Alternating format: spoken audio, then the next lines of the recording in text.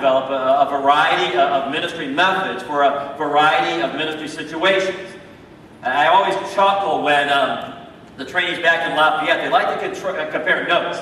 And so someone will sit in with me in an hour, and then they'll go back to the training room, and they'll talk with their friends about all that. And then they sit in with another one of our staff members, and then they come back and talk about that and compare notes. Because they're trying to learn. That's one of the reasons we do the live counseling observation. And it's funny that some people say, well, boy, that Steve, he was so nice. And then someone who heard me next time, what? Wait, he was mean, he was hard, he was nasty, blah, blah, blah. How could that be that our trainees would have that dramatically a different perspective on the kind of counsel that we do and the kind of counseling that we are? The answer is it depended on what that counselee needed at the moment. There's not a one-size-fits-all. We've always believed that. So not every counselee is an unruly person who needs to be admonished.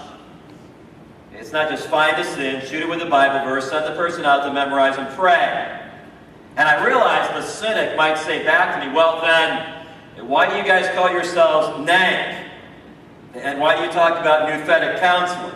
Wouldn't that at least imply that counseling is primarily a matter of confronting those who are sinning? That's a good question. And personally, I'm just going to address that personally. This may be one of the many times where somebody should have hung a sign on the pulpit that says the views expressed here are not necessarily those of the management. But personally, if that's your question, I think that is a fair question.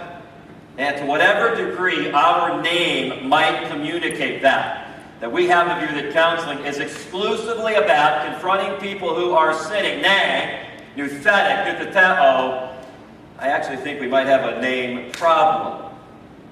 But that's another discussion for another day, I can assure you of that. Now, I do want to say this. I have had the opportunity of knowing, conversing with, spending tons of times in meeting, traveling with most of the leaders in the nouthetic counseling movement. And I can say this, I don't know anyone who has ever served in a leadership position in NANC who had the view that counseling was only about confronting people who sin. I've never known anybody who believed that. It's also about, at least equally so, comforting those who suffer. Now, have we made that the emphasis that we should have over the years? Again, I'm just speaking for myself. Others will have to be the judge of that. But my answer to that would be no. We probably have not emphasized the issue of suffering to the degree that we have, that we could have. And I think if you read some of the newer books and you listen to some of the newer talks, we're trying to be more balanced in that area.